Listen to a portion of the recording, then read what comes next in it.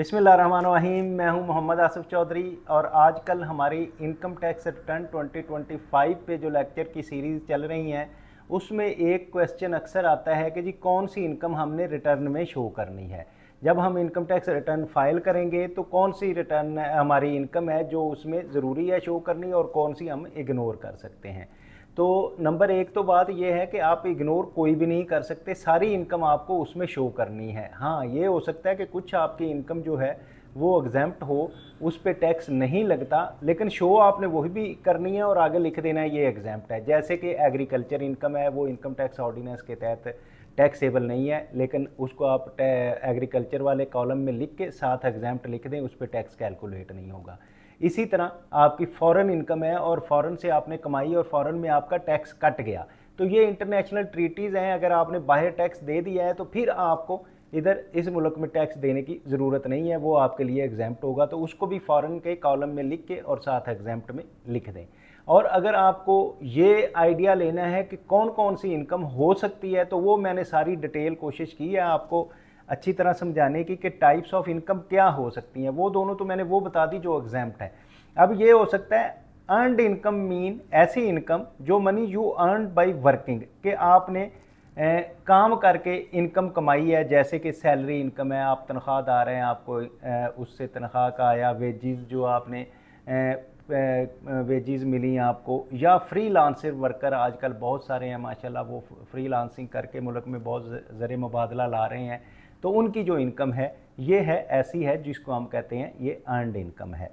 फिर एक होती है प्रॉफिट इनकम। प्रॉफिट इनकम कौन सी होती है कि आप कोई कारोबार कर रहे हैं, बिजनेस कर रहे हैं, आपकी शायद शॉप हो सकती है, आपकी कोई फैक्ट्री हो सकती है, आप उसमें से जितनी सेल हुई, जितना रेवेन्यू आया, उसमें से सारे खर्चे आप निकाल लेते हैं। खर्चे निकालने के बाद जो आपको प्रॉफिट आता है उसको हम कहते हैं, वो आपको कारोबार से प्रॉफिट इनकम आई। Money earned from the business or selling something for more than its cost, यानी कि कास्ट को बीच में से निकाल लिया, बाकी जो आई, ये शॉप हो सकती है, बिजनेस प्रॉफिट हो सकता है, और फ्लिपिंग आइटम्स हो सकती हैं।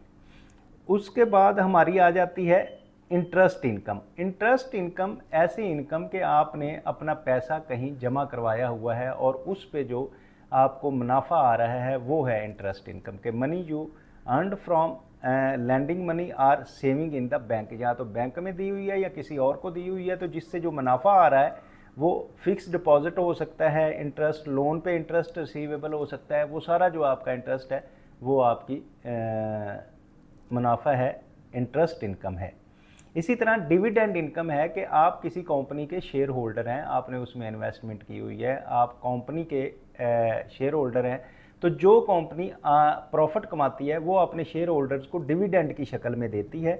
Money earned from the share of the company जो होती है डिविडेंड की शक्ल में, तो वो share of the market investment जो है आपको उसका मिलता है। तो ये एक आपकी डिविडेंड इनकम है। ये फिक्स इनकम होती है इनकम टैक्स रिटर्न के हवाले से। ये दोनों जो है फिक्स इनकम है, इंटरेस्ट इनकम और डिविडेंड इनकम। इसमें अगर तो बैंक में से इंटरेस्ट आ रहा है तो बैंक आपका टैक्स उस पर काट के फिर आपको इनकम देगा और वो एफबीआर में ऑटोमेटिकली रिपोर्ट भी हो रही होती है। और इसी तरह डिविडेंड इनकम जो है वो भी कंपनीज आपको टैक्स काट के देती है, तो वो भी एफबीआर के सिस्टम में ऑलरेडी रिपोर्ट हो रही होती है। तो ये बात आपने ज़हन में रखनी है कि आप उसको इग्नोर करेंगे तो एफबीआर के पास इसकी इन्फॉर्मेशन है। इसी तरह आपकी आ जाती है रेंटल इनकम। रेंटल इनकम कौन सी होती है कि आपके पास कोई प्रॉपर्टी है और आपने प्रॉपर्टी वो रेंट आउट की हुई है, ठीक है, आपकी शॉप है, प्लाजा है, घर है, कोई चीज़ भी जो आपने उसको किराए पे दिया, तो उससे जो इनकम आ रही है वो रेंटल इनकम है। तो ये भी आपकी टैक्सेबल है। इसमें 20% आपको रिबेट उसका मिल जाता है कि वो रिपेयर एंड मेंटेनेंस का, बाकी टैक्सेबल होती है। तो इसमें बाकी अगर कोई खर्चे हैं, कलेक्शन चार्जेस हैं, लोकल टैक्सेस आपने पे किए हैं या कोई लीगल चार्जेस हुए, तो उसके बाद बाकी जो आपकी टैक्सेबल होती है।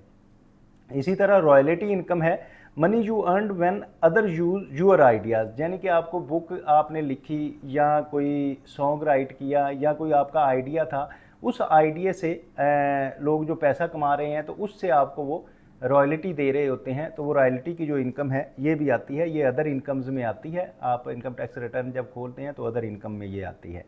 इसी तरह एक बहुत अहम है कैपिटल गेन। कैपिटल गेन ये होता है कि आपने कोई प्रॉपर्टी खरीदी और जब उसको बेची तो उसमें जो खरीद और फरोख्त के दरमियान का फ़र्क है वो आपको बेसिकली गेन होता है।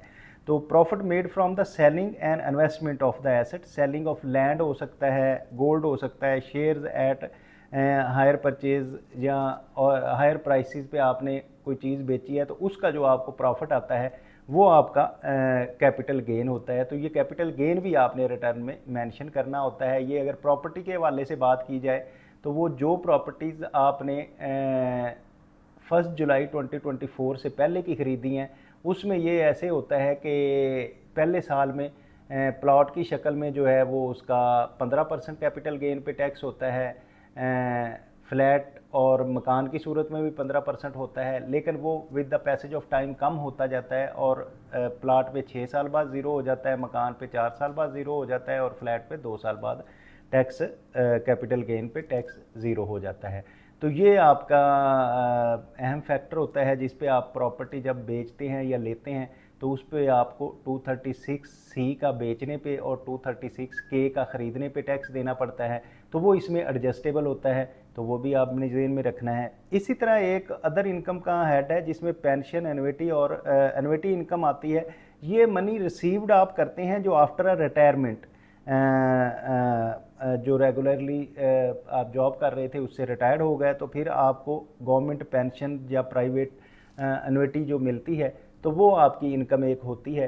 ये पेंशन जो है ये एग्जैम्प्ट है टैक्स से, बल्कि इस 2026 से 25-26 का जो बजट आया है उसमें 1 करोड़ के बाद जो है वो पेंशन पे टैक्स लगेगा 5%, लेकिन करोड़ तक एग्जैम्प्ट है टैक्स। तो ये जो बहुत सारे हज़रात ये पूछते हैं कि कौन सी इनकम टैक्स रिटर्न में शो करनी है और कौन सी नहीं करनी। पहली बात तो ये है कि सारी करनी है हमने। दूसरी बात ये है कि जो एग्जैम्प्ट है उनका हमने लिख देना है, जो फाइनल टैक्स कट के आया है वो भी हमने उसमें फाइनल के कॉलम में डाल देना है। तो बाकी सारी पे आपने ये करनी है। तो मैंने टाइप्स ऑफ इनकम आपको जो है वो मेंशन कर दी हैं। तो उम्मीद है आप इसको समझ गए होंगे और दूसरों को समझाने के लिए लाइक, शेयर और सब्सक्राइब भी कर रहे होंगे। यहाँ रहिए, खुश रहिए। Thank you very much, have a nice day.